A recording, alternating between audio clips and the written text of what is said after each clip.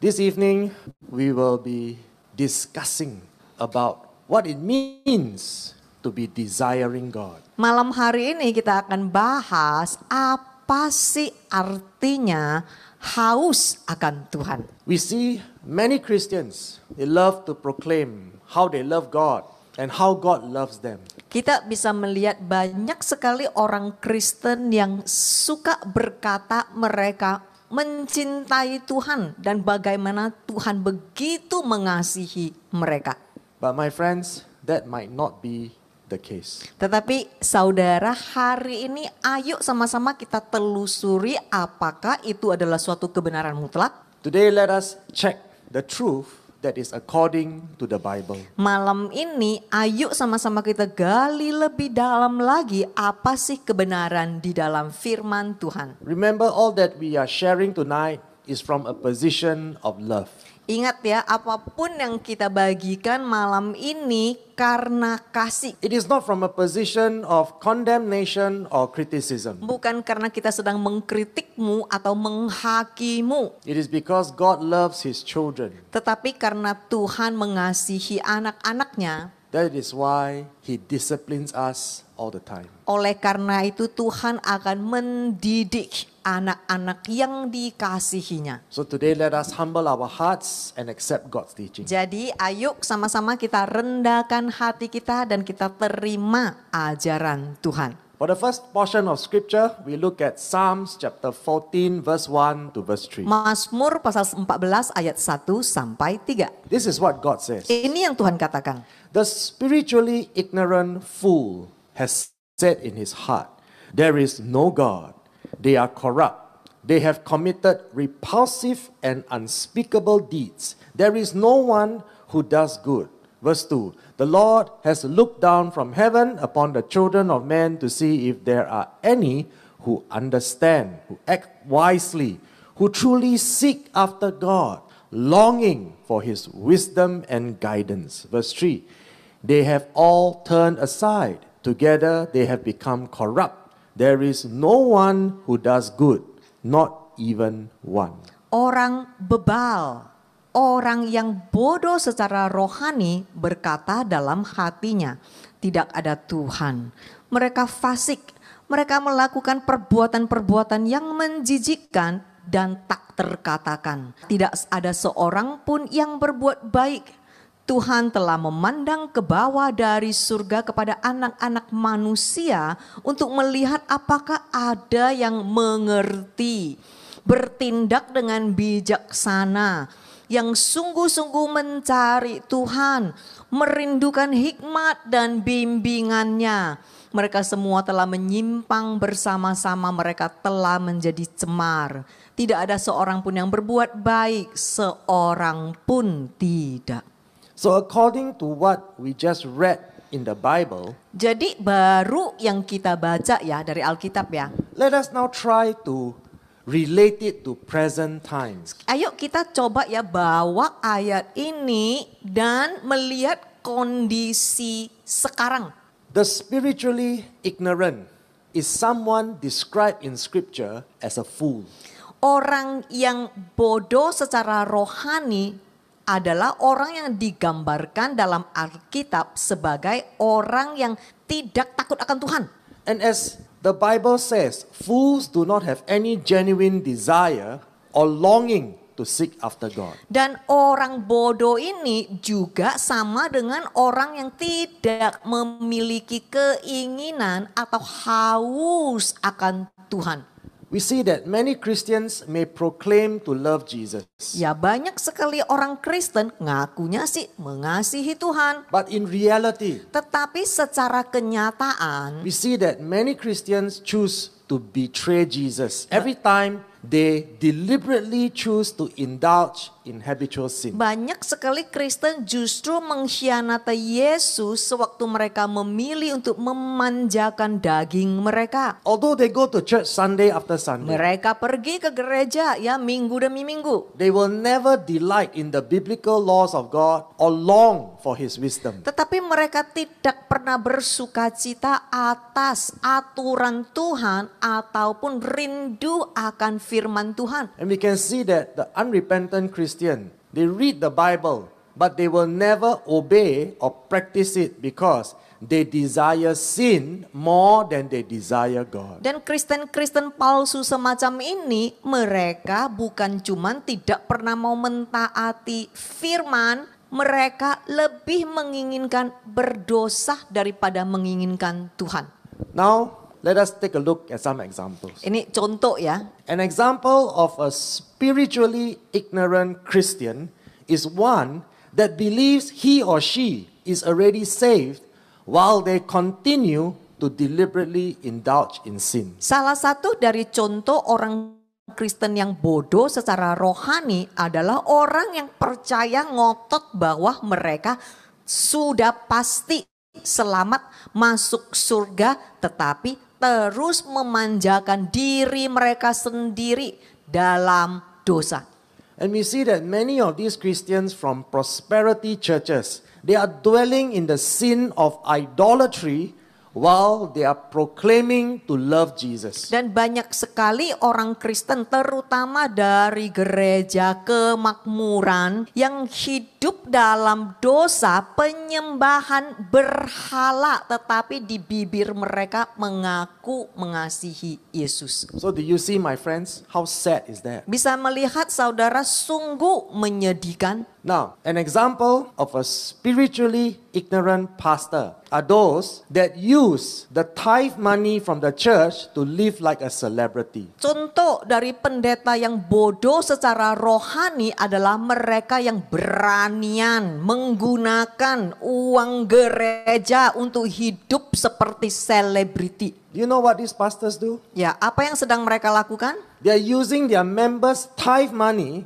to buy luxury watches. Mereka menggunakan uang jeripaya jemaat untuk membeli jam tangan mewah. They are using the hard-earned money of their church members to buy branded clothes and expensive Dan cars. mereka memakai hasil jeripaya jemaat mereka untuk berpakaian yang bermerek atau yang mewah. They live in huge mansions and own many properties by using the tithe money of their church members. Mereka tinggal di rumah yang begitu besar dan memiliki banyak sekali apartemen ataupun rumah-rumah yang lain dengan memakai uang jemaat. And when they fly first class, who pays for their ticket? Dan sewaktu mereka terbang dengan pesawat kelas 1, siapakah yang membayarnya? It's all from the members' tithe money. Itu semua dari hasil jeripaya uang jemaat. And some of these pastors, they even invest in Ponzi schemes where they have lost hundreds of millions of dollars of their members' hard-earned money to scammers. Dan banyak sekali juga para pendeta yang berinvestasi dalam skema Ponzi atau penipuan yang membuat mereka kehilangan ratusan juta uang jemaatnya kepada para penipu. We are not criticizing. Kita bukan sedang mengkritik, We are not condemning others. kita bukan sedang menghakimi orang lain, These are the facts that are already proven and it's already happening. tapi ini adalah sebuah kenyataan yang telah terjadi. That is why scripture calls these pastors fools. Dan Alkitab menyebutkan pendeta-pendeta semacam ini adalah pendeta bodoh. Why are they called fools? Kenapa mereka dipanggil pendeta bodoh? Think about it. Coba bayangkan. On judgment day, we all must give account. Di hari penghakiman kan setiap kita harus ya mempertanggungjawabkan kelakuan kita kan. How are they going to account for all the money that they have stolen? Gimana mereka sanggup mempertanggungjawabkan semua uang yang telah dicuri. And now, the greatest of all these fools are the pastors that call themselves servants of a holy God, but they choose to deliberately practice the detestable sin of homosexuality. Dan ada yang paling bodoh lagi dari semua kebodohan adalah pendeta yang menyebut diri mereka sebagai hamba Tuhan yang kudus, tetapi mempraktekkan dosa yang menjijikkan, yaitu homoseksualitas. As we can see, there are many gay pastors, lesbian bishops in the Christian community. Kita bisa melihat ya, kita sedang ada di tengah-tengah Kristen komunitas yang telah ada pastor homo dan bishop lesbian. They convince the world to be inclusive and to accept their repulsive abomination. Mereka menyarankan dunia ini harus terima semuanya dan mereka mendukung orang lain untuk menjadi semua netral diterima. They tell everybody that those who do not accept LGBT are wrong. Mereka bahkan berkata Kristen yang tidak menerima praktek LGBT adalah Kristen sesat. They say that even though they already know Scripture has pronounced eternal condemnation on every person that practices homosexuality. Mereka bahkan berkata sedemikian padahal sudah tertulis di Alkitab sangat jelas para homoseksual akan dikutuk oleh Tuhan dan binasa dalam kesesatan mereka. Yes, my friends, it is written in Scripture. Iya, saudara-saudari, telah tertulis di Alkitab. These unrepentant homosexuals are cursed to perish in their abomination. Para homoseksual yang tidak pernah mau bertobat akan dikutuk dan binasa selama-lamanya. So we can see very clearly. Jadi kita bisa melihat dengan jelas ya. The spiritually blind Christians can never adhere to the Bible laws in Scripture.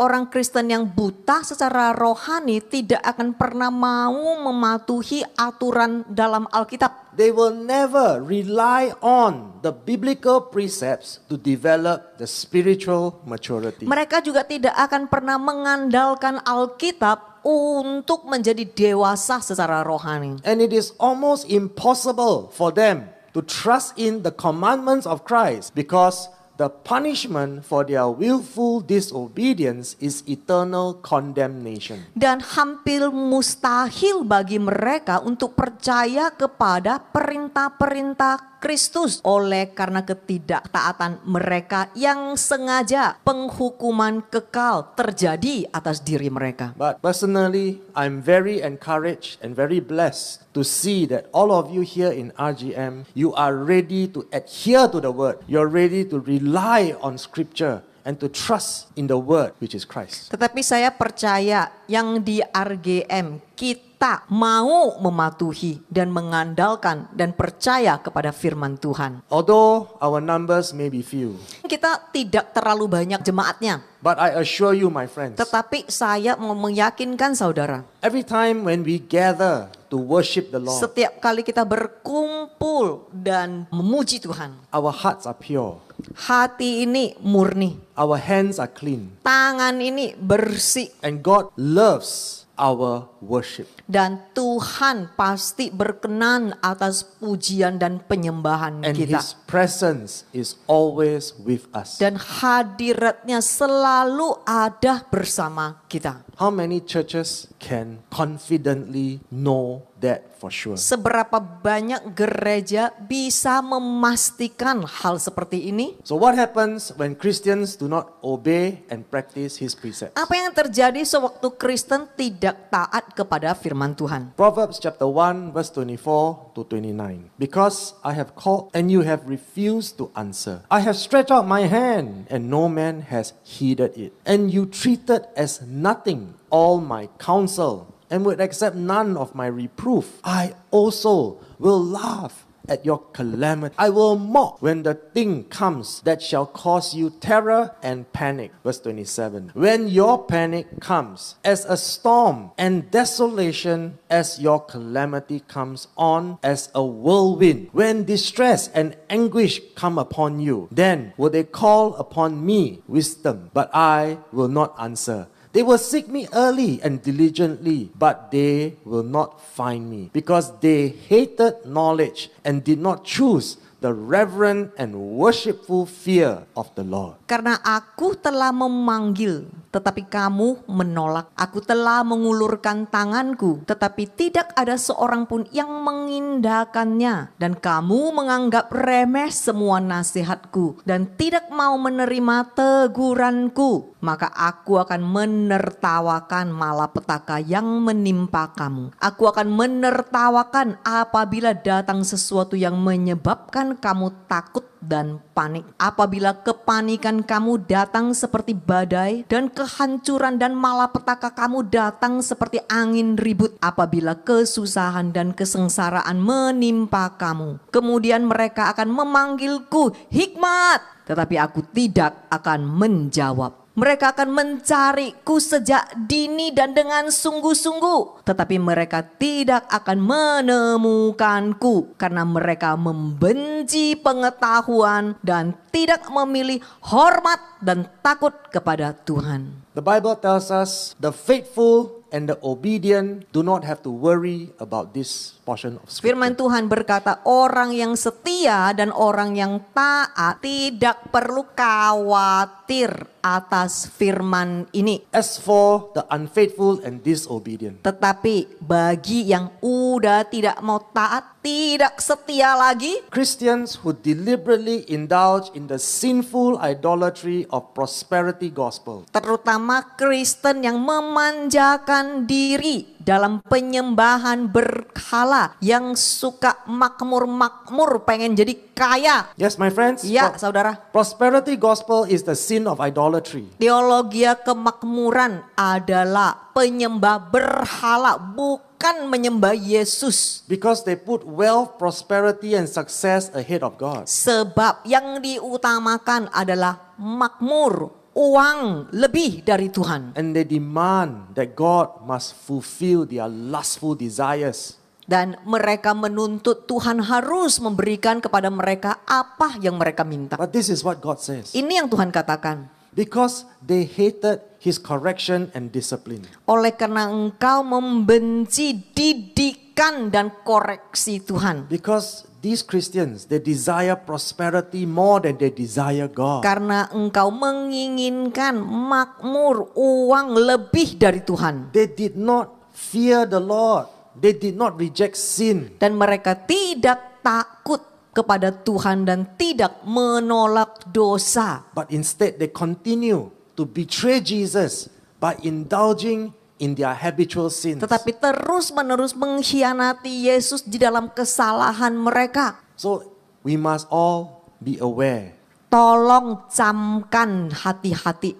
This kind of godless religion is idolatry. Ya, orang-orang yang menyembah Tuhan seperti ini, mereka sedang menyembah berhala. And God says, I will mock them in their distress and anguish. Lihat baik-baik, ini tercatat di Alkitabmu. Tuhan berjanji, aku akan mengolok-ngolok mereka dalam kesusahan dan penderitaan mereka. All those Christians that reject the word of God, God is saying, I will laugh at their calamity. Kristen ngakunya tetapi menolak mengikuti firman Tuhan. Tuhan berjanji dan berkata, aku akan menertawakan bencana mereka. So my friends, Saudara-saudariku, my dear brothers and sisters, saudara-saudariku yang terkasih, now let all of us here who are faithful, let us learn what it means to truly desire God. marilah kita semua yang ada di sini, tolonglah setia belajar untuk sungguh-sungguh haus akan Tuhan. Let us make it a point to learn what it means to be longing and craving for His love, His wisdom, and His guidance. Marilah kita sungguh-sungguh belajar bagaimana kita rindu akan Tuhan, menginginkan hikmat-Nya dan begitu menginginkan tuntunannya. Today, my friends, let us obey, practice, and seek after the word that is Christ. Marilah kita taat melakukan dan mencari firman. Apa itu firman? Firman adalah Kristus Yesus sendiri. Proverbs chapter 8 verse 17. Amsal pasal 8 ayat 17. I love those who love me, and those who seek me early and diligently shall find me. Aku mengasihi mereka yang mengasihi aku, dan mereka yang mencari aku sejak dini dan dengan tekun akan menemukan aku. Do you understand why all of you who faithfully obey God, why does God affirms all of you again and again? Saudara tahu kenapa bagi orang yang mengasihi Tuhan, Tuhan akan senantiasa menguatkan orang itu.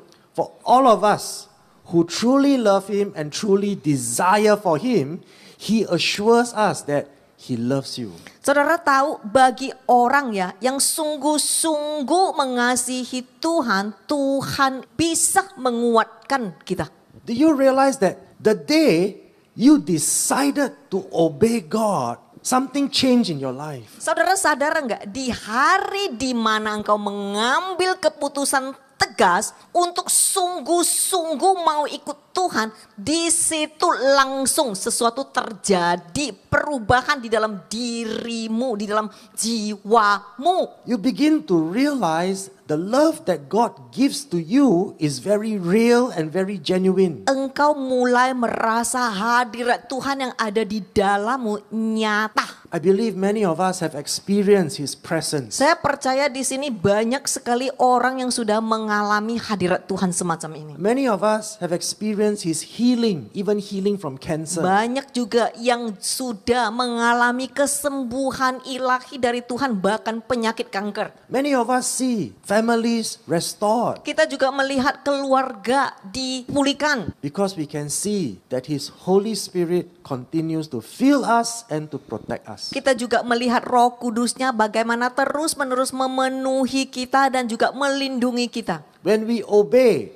His Holy Spirit continues to comfort us and sustains us. Sewaktu kita taat, Roh Kudus akan terus menghibur kita dan menopang kita. Yes, my brothers and sisters, be encouraged. Iya, saudara-saudari, semangat dan kuatkan hatimu. Rejoice in your hearts because you know you are blessed by God. Bersukacitalah sebab engkau tahu asal taat pasti engkau akan terus dikuatkan. This is not just blindly claiming the blessings. Ini bukan cuman sekedar seenaknya kita nuntut-nuntut ya. We know we are blessed because it is written in His Bible. Tetapi kita tahu secara pasti kita akan diberkatin dan dilindungin karena itu janji Tuhan. How do we know that these verses are manifesting in our lives? Kepastiannya di mana kita bisa melihat ayat ini keluar di dalam hidup kita? Psalms 119 verse 2 to verse 3. Mazmur 119 ayat 2 sampai 3. God says, blessed, happy, fortunate, and to be envied are they who keep His testimonies and who seek, inquire for, and of Him, and crave Him with the whole heart. Yes, they do no unrighteousness, no willful wandering from His precepts. They walk in His ways. Berbahagialah. Bahagianya seperti apa sih? Di sini dikatakan sukacita, diberkati, patut dikagumi orang-orang yang berpegang teguh pada perintah-perintahnya dan yang mencari dan menanyakan tentang Dia serta merindukan Dia dengan segenap hati. Iya, mereka tidak melakukan kefasikan, tidak menyimpang dari ajarannya. Mereka berjalan di jalannya. So God assures us, as long as we are faithful to obey, Tuhan berkata, asalkan kita itu setia dan taat, you will be blessed. apa yang akan terjadi? Engkau akan diberkati, engkau akan berbahagia. How blessed will you be? Seberapa besar engkau akan diberkati? God say you will be very happy. Tuhan berkata, engkau akan penuh dengan sukacita. This is the happiness that money cannot buy. Ini loh sukacita, bahagia yang uang tidak bisa membelinya. You will be considered to be very fortunate. Engkau akan dilihat orang-orang dan orang akan berkata, wow, ini adalah orang yang diberkati. And people will envy you. Dan engkau adalah orang yang orang lain melihat, oh ini orang patut dikagumi. So everyone here in RGM, Jadi semua yang ada di RGM, you are committed to faithfully seek His way. tolonglah berkomitmenlah untuk mencari hadirat Tuhan. You are the children of God who genuinely delight in His biblical laws and His precepts. Sebab engkau adalah anak-anak Tuhan dan engkau harus dengan sungguh-sungguh mengejar ajarannya. And God is saying to all of you today, Dan Tuhan akan berkata kepadamu hari ini, you are blessed abundantly beyond measure. kebahagiaanmu tidak terlukiskan. You will be happy beyond description. Sukacitamu akan begitu berlimpah sampai di luar bayanganmu. And the joy of the Lord will give you the strength to overcome. Dan sukacita ini akan memberikanmu kekuatan untuk menang atas segala hal. When we genuinely crave for Jesus, Ketika kita sungguh-sungguh merindukan Yesus, we will be so blessed to the point whereby we are considered to be very fortunate and envied by others. hidup kita akan begitu diberkati sampai orang lain melihat kita, mereka sangat kagum. Do you want to see this portion of scripture manifesting in your life? Saudara mau nggak ini terjadi di dalam kehidupanmu? I believe among us there are many who are experiencing this transformation. Saya percaya tidak sedikit yang di sini sudah mengalami hal ini. I know because we have discussed and we have all these counseling sessions. Ya, aku tahu karena kita sudah berdiskusi dan juga aku melayani dalam konseling. And even though we have to battle with cancer, Dan bahkan jikalau harus bertempur melawan kanker, we are filled with joy. tetap saja penuh dengan sukacita. We are not fearful. Tidak ada ketakutan, We do not despair. tidak ragu-ragu atau tawar hati, And we all continue to rejoice. dan terus bersukacita. It does not mean that life will be smooth sailing. Bukan berarti hidup ini akan mulus-mulus saja. But God is saying to you, Tetapi Tuhan berkata, even though, like for myself, I may have battled cancer for 10 years, contoh umpamanya seperti saya harus bertempur melawan kanker 10 tahun.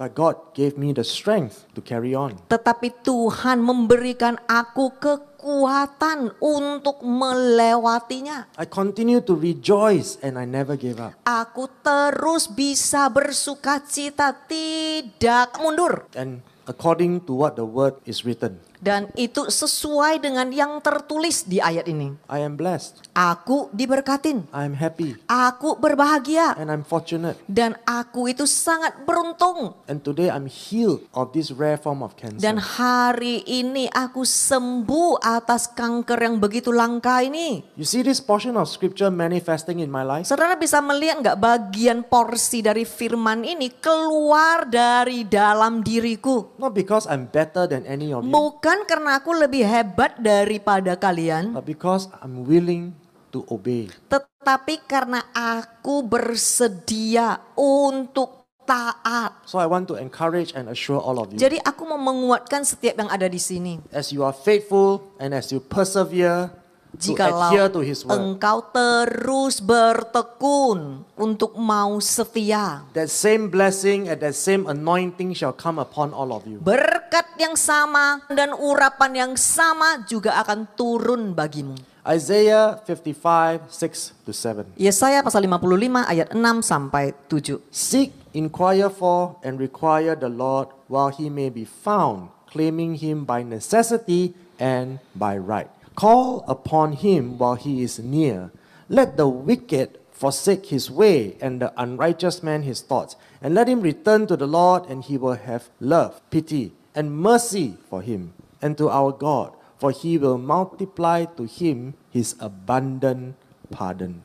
Carilah, tanyakanlah, Dan mintalah kepada Tuhan selagi dia dapat ditemui. Meminta dia dengan kebutuhan dan dengan hak istimewa. Berserulah kepadanya selagi ia masih dekat. Biarlah orang fasik meninggalkan jalannya. Dan orang fasik meninggalkan rancangannya. Dan biarlah ia kembali kepada Tuhan. Maka Tuhan akan mengasihi dan menyayangi dia. Dan kepada Tuhan kita, karena Tuhan akan melipat gandakan kepadanya pengampunannya yang berlimpah-limpah. Please do not be mistaken, my friends. Tolong jangan salah tangkap, saudara. None of us here are perfect and without sin. Enggak ada di antara kita satu pun yang sudah sempurna tanpa dosa. But this is what God is saying. Tapi ini yang Tuhan katakan. The more we desire God, Semakin engkau haus akan Tuhan. desire God meaning we genuinely forsake and reject our sinful practices. Haus akan Tuhan ada buktinya loh, bukan main ngaku sendiri loh. Artinya kita senantiasa mau meninggalkan kefasikan kita. So the more we desire God means we are sincerely returning to His word and His truth. Jadi orang yang haus akan Tuhan adalah orang yang ini sungguh-sungguh murni mau balik lagi ke kebenarannya. You are dedicated and committed to pursue holiness. Dan engkau adalah orang yang berkomitmen untuk mau hidup kudus. God says He will multiply to us His abundant pardon. Tuhan berjanji dia akan melipat gandakan pengampunannya yang berlimpah. Only the unrepentant are cursed by God to perish. Cuman yang ngotot tidak mau taat akan binasa. But even though we may not be perfect, Tapi bahkan pada saat kita tidak sempurna, as long as we choose to obey His word, asalkan kita memilih untuk balik kepada Tuhan, mau taat kepada firman-Nya, as long as we genuinely repent, benar-benar tulus mau bertobat, God says He will pardon our sins. Tuhan berkata dia akan mengampunin kita. Matthew 13:44 to 46. Matius pasal 13 ayat 44 sampai 46. The kingdom of heaven is like something precious buried in a field, which a man found and hid again. Then in his joy he goes and sells all he has and buys that field. Again, the kingdom of heaven is like a man who is a dealer in search of fine and precious pearls, who on finding a single pearl of great price went and sold all he had and bought it. Kerajaan surga seumpama barang berharga yang terpendam di ladang, yang ditemukan orang dan disembunyikannya kembali. Lalu karena kegirangannya, ia pergi menjual segala miliknya dan membeli ladang itu. Dan lagi kerajaan surga seumpama seorang pedagang yang mencari mutiara yang indah dan berharga. Dan ketika ia menemukan sebutir mutiara yang sangat berharga itu, ia pergi menjual semua miliknya dan membeli mutiara itu. So my friends, what we see here is the description of someone gifted with the knowledge and ability to recognize what is truly precious and of great value. Ini adalah gambaran seorang yang memiliki pengetahuan dan hikmat, memiliki kemampuan untuk mengenali apa yang benar-benar berharga dan bernilai tinggi. Here we learn in scripture that this man is prepared to give up everything to acquire the pearl without any hesitation. Di sini kita belajar orang ini begitu melihat barang yang begitu berharga dan bernilai ini, dia siap, dia tidak bertanya-tanya, dia tidak menunggu-nunggu, langsung menyerahkan segalanya untuk mendapatkan mutiara itu. So if we truly want to learn from this parable, Jikalau kita benar-benar mau belajar apa yang ada tercatat di Alkitab ini, we need to ask ourselves a very honest question. kita harus dengan jujur bertanya kepada diri sendiri. Are we already fully invested in Jesus like this pearl dealer? Apakah kita sudah benar-benar berinvestasi ke dalam Yesus sama seperti seorang pedagang ini? Have we already recognized the great value of Christ enough to forsake the world? Apakah saudara sudah menyadari begitu luar biasa nilai Kristus sehingga engkau bersedia meninggalkan kefasikanmu? Or are we still struggling because we want to experience more exciting pleasures of this world? Atau Anda masih bergumul sebab Anda belum melihat nilai yang begitu besar di dalam Kristus, makanya merindukan nilai-nilai murahan dunia ini? Are we ready to give up the desires for the world, or are we still blindly craving and indulging in the sins of idolatry? Apakah kita bersedia melepaskan kesenangan dunia ini, atau kita masih mau memanjakan diri dalam dosa-dosa? Brothers and sisters, Saudara-saudariku, let us ask ourselves this question sincerely. tanyalah kepada diri kita masing-masing dengan tulus. Why should we possess all the pleasures and all the riches of the world, but in the end we forfeit our salvation? Apa gunanya engkau memiliki seluruh dunia, kesenangan dan kekayaannya, tetapi ditukarkan dengan keselamatanmu di surga?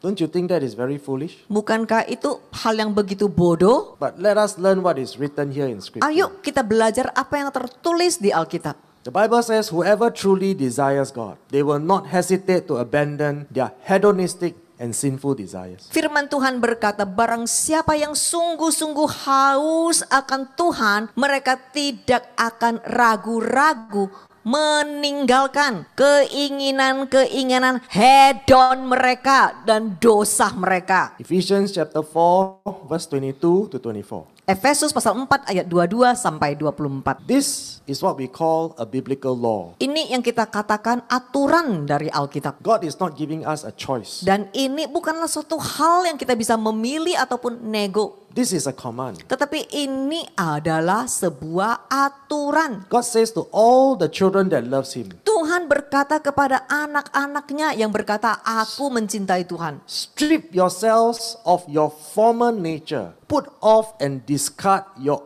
old unrenewed self, which characterize your previous manner of life and becomes corrupt through lust and desires that spring from delusion. Verse 23. And be constantly renewed in the spirit of your mind, having a fresh mental and spiritual attitude.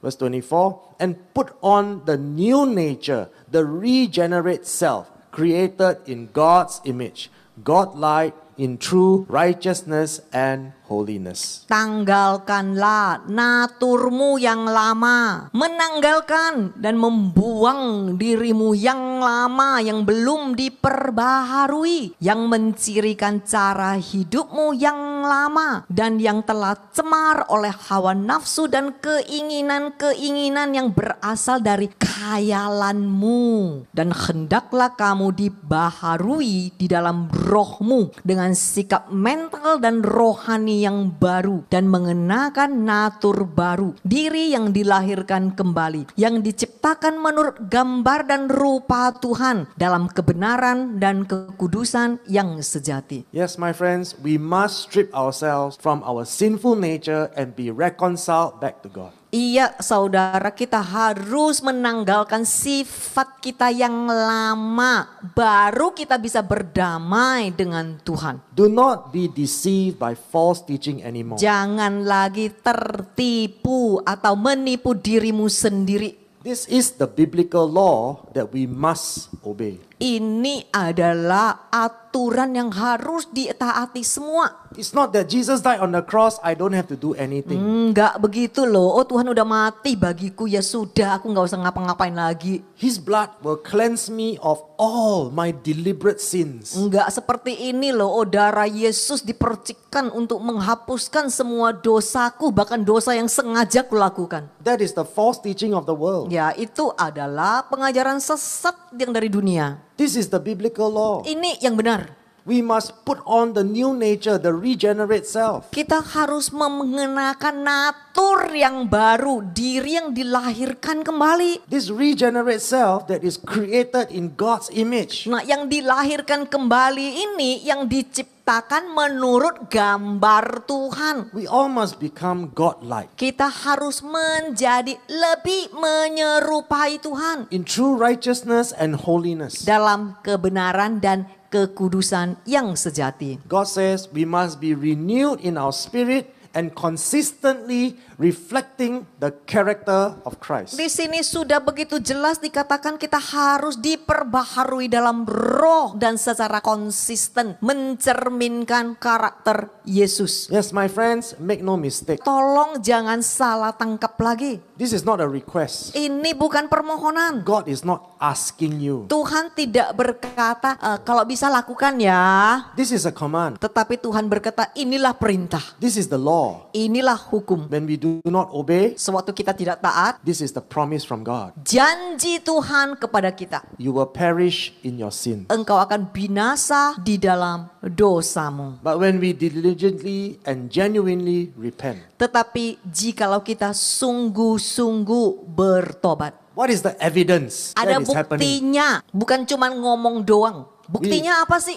We must stop contaminating ourselves from hedonistic and lustful desires. Buktinya kita akan berhenti mengotori diri kita sendiri dengan keinginan-keinginan hedon Yes, dan my- hawa nafsu. Yes, my friends, let us be diligent. Iya saudara, bertekunlah. Let us effectively strip ourselves from greed and the sin of idolatry. Kita harus secara efektif melepaskan diri kita sendiri dari keserakahan dan dosa penyembahan berhala. Listen to this very carefully. Dengar baik-baik saudara. Many people will say, oh, that is impossible. How can someone stop sinning? Banyak orang berkata seperti ini, mana mungkin orang bisa berhenti berdosa. If we can learn to effectively desire God more than we desire sinful pleasure, we can literally stop betraying Jesus. Saudara, inilah kunci kemerdekaan. Jikalau engkau benar-benar belajar haus akan Tuhan, engkau juga akan belajar menjauhi dosa. Remember King Solomon in the Bible? Saudara ingat Raja Salomo di Alkitab? What did he ask for?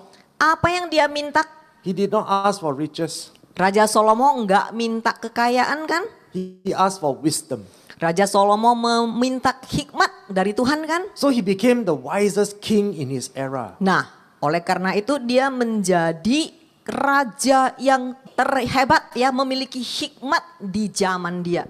Other kings from different countries and different kingdoms are very impressed with his wisdom. Raja-raja di negara lain dan kerajaan lain begitu kagum atas hikmat yang dimiliki Salomo. But we also see that wisdom without holiness is useless. Tapi saudara bisa melihat kalau cuman ada hikmat tanpa mau hidup kudus, percuma. We see in the life of King Solomon Kita how he bisa- defiled himself. Kita bisa melihat kehidupan Raja Salomo yang begitu kaya dan penuh dengan hikmat, menjerumuskan dan mengotori dirinya sendiri. Even with all that godly divine wisdom, he continued to sin against God. Bahkan dengan hikmat yang begitu besar yang Tuhan berikan, tetap saja dia berdosa kepada Tuhan. So what do we learn today from this story? Apa yang kita belajar dari cerita Raja Salomo? We must learn to do better than King Solomon. Kita harus belajar kesalahan Raja Salomo kan, agar kita bisa lebih baik daripada dia kan. So we don't just ask for wisdom. Jadi jangan berhenti di permintaan hikmat dari Tuhan. Jangan berhenti di situ. Yes, wisdom is good. Hikmat sangat penting. Wisdom helps us to do well in school. Sebab hikmat akan membuat kita bisa sukses, baik itu di sekolah Wisdom helps us to do well in our careers, in our ataupun business. di karir ataupun di usaha kita. Wisdom is amazing. Hikmat itu sungguh luar biasa dan sangat kita perlukan. But let's not stop there. Tapi jangan berhenti di situ. We ask for one more level up. Ditambahkan lagi satu level. Because God says, ask of me anything in my name that represents me. Sebab firman Tuhan menjanjikan kan, jikalau engkau meminta apapun yang melambangkan aku, presenting all that I am, God says, Tuhan berkata jikalau engkau meminta apapun yang melambangkan aku, and I will give it to you. pasti akan kuberikan kepadamu. So this is our assurance, right? Jadi ini kan janji Tuhan. So what do we ask? Jadi apa yang harus kita minta? Yes, God, give me wisdom. Iya Tuhan, beri aku hikmat. Give me the wisdom to live my life that is holy, pleasing, and acceptable to you. Beri aku hikmat agar aku bisa hidup kudus dan menyenangkanmu. This is the way we are going to ask God. Inilah caranya kita minta kepada Tuhan. God, if this is the only one thing you will give me, I beg of you, give me the wisdom to stop sinning against you. Tuhan, jika aku cuma boleh minta satu hal, berikanlah aku yang satu ini. Beri aku hikmat agar aku berhenti berdosa kepadamu. Then you become like the pearl dealer, right? Dan engkau akan menjadi pedagang mutiara ini. You ask not for anything. Engkau tidak meminta apa-apa lagi. You only ask for the one thing that will stop you from betraying Jesus. Engkau cuma meminta satu hal yang akan memampukanmu tidak mengkhianati Yesus. So my friends, today let us stop asking for the cheap things of this world. Saudara, mulai hari ini jangan lagi meminta hal-hal murahan dari dunia ini. Let us all make it a point here in RGM. Biarlah semua yang ada di RGM belajar meminta yang When satu we ini. ask for the wisdom, we ask that God give us the wisdom to stop sinning against you. Mintalah kepada Tuhan. Tuhan, beri aku hikmat yang akan membuat aku rela berhenti mengkhianatimu. That's all we need, my friends. Itu doang yang saudara dan aku perlukan. Why do I say that? Kenapa aku berkata sedemikian? Psalms 34 verse 10. Mazmur pasal 34 ayat 10. The young lions lack food and they suffer hunger. But they who seek, inquire of, and require the Lord by right of their need and on the authority of his word, none of them shall lack any beneficial thing. Lihat baik-baik saudara, singa-singa muda kekurangan makanan dan menderita kelaparan. Tetapi mereka yang mencari, meminta dan memerlukan Tuhan atas dasar kebutuhan mereka dan atas dasar firman-Nya. Tidak ada dari mereka yang akan kekurangan sesuatu yang bermanfaat. So when you diligently seek the Lord, Sewaktu engkau sungguh-sungguh haus akan Tuhan. when you say to him, God, give me the wisdom to stop sinning against you. Sewaktu engkau meminta kepada Tuhan, Tuhan beri aku hikmat agar aku mau berhenti mengkhianatimu. We see here in scripture, Engkau akan melihat di firman Tuhan. all of us who genuinely desire God. Firman Tuhan berkata, orang-orang Kristen yang sungguh-sungguh haus akan Tuhan. Meaning you desire his correction, you desire his discipline, and you desire his written word. Kristen yang haus akan Tuhan sama dengan Kristen yang menyukai koreksi dari Tuhan, disiplin dari Tuhan sesuai dengan firman-Nya yang tertulis. God assures you personally, Tuhan membuat perjanjian kepadamu. none of you shall lack any beneficial thing. Tidak ada seorang pun di antaramu yang akan kekurangan sesuatu yang bermanfaat. As long as we all desire God and say to him, Father, give me the wisdom that will help me to stop sinning against you. Asalkan kita sungguh-sungguh haus akan Tuhan. Dan setiap hari mintalah kepada Tuhan. Beri aku hikmat agar hikmat ini membuat aku tidak dosa kepadamu. Even if the economy is so uncertain, Saudara, ekonomi bisa tidak stabil. you have no need to worry or to be anxious about your career, your business, your profit, or your income. Tetapi orang-orang seperti ini yang tadi meminta hikmat agar tidak berdosa kepada Tuhan. Mereka tidak akan perlu khawatir akan karir mereka, akan bisnis mereka, akan profit mereka, ataupun pendapatan mereka. Because God says, none of you shall lack any beneficial thing. Sebab janji Tuhan berkata, engkau tidak akan kekurangan apapun yang bermanfaat. So my dear brothers and sisters, Saudara-saudariku yang terkasih, let us be encouraged and let us rejoice. kuatkanlah hatimu dan bersukacitalah. For the God that watches over you and your household is faithful to His word. Sebab Tuhan yang memeliharamu dan Tuhan yang memelihara rumah tanggamu, namanya adalah setia. When we seek the ethical wisdom of God that will teach us to stop sinning against Him, He shall provide for you and your family abundantly. Sewaktu kita meminta hikmat dari Tuhan agar kita tidak berdosa kepada Tuhan, secara otomatis Tuhan akan mengajarkan kita mendapatkan keuntungan secara finansial. According to God's promise, He will reward you according to your integrity and your unwavering commitment to honor and to glorify Him with your life. Dan Tuhan akan memberi engkau upah sesuai dengan integritasmu dan sesuai dengan komitmenmu yang tidak tergoyah untuk memuliakan dan menghormati namanya dengan kehidupanmu. So yes, my friends, be confident of this. Iya, saudara-saudari, engkau harus teguhkan hatimu dan sungguh-sungguh percaya atas satu hal ini. Because of your obedience, my brothers and sisters, Oleh karena ketaatanmu, saudara-saudariku, God assures you that He will bring healing and restoration to you and to your loved ones. Tuhan akan menyembuhkanmu, Tuhan akan memulihkanmu, dan juga memulihkan orang-orang yang engkau kasihi. So remember, in Christ we are more than conquerors. Ingat saudara, di dalam Kristus kita adalah umat yang lebih dari pemenang. And if today